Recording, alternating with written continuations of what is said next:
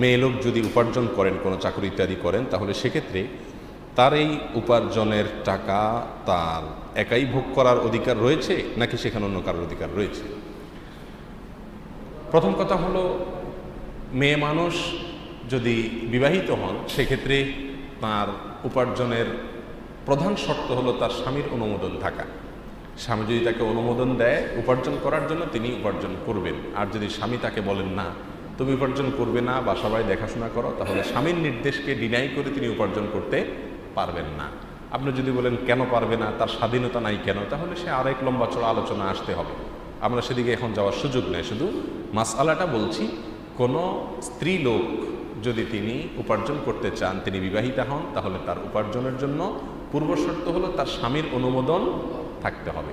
দ্বিতীয় শর্ত হলো, তিনি যেই জায়গায় উপার্জন করতে যাবেন তার উপার্জনটা, তার শ্রমটা যে জায়গায় দিবেন সেটা অন্য পুরুষ যেরকম উপার্জন করলে হালাল খাতে তাকে শ্রম বিনিয়োগ করতে হবে, এক্ষেত্রেও তাকে হালাল খাতেই তার শ্রমটা লাগাইতে হবে।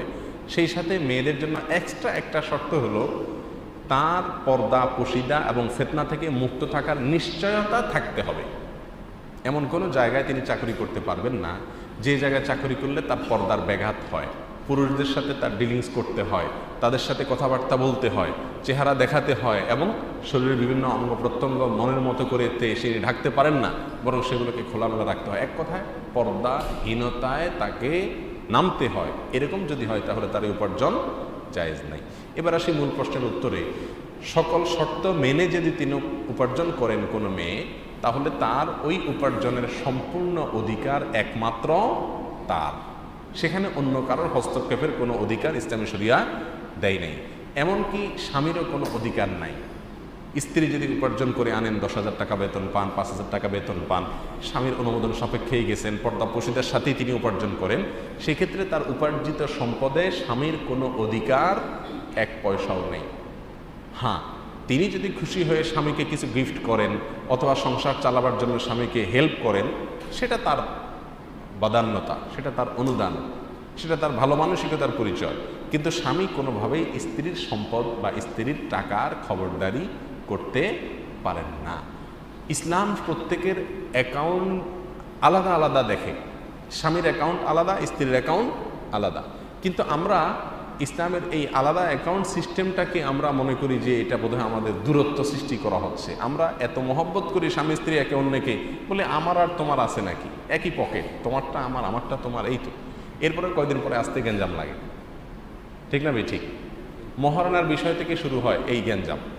মহারণা দেওয়ার সময় ছেলেরা যখন মেয়েদেরকে মোহর দেয়, তো মেয়েরা চিন্তা করে মহারণা নিতে যাব, কেমন কথা, সে আমার জীবন সঙ্গী, তার সাথে সারা জীবন কাটাবো আমি, আরে কিসের টাকা পয়সা, কিসের কি, আমি কি করব টাকা দিয়া, তোমার মানে অ্যাকাউন্ট আলাদা করতে রাজি না।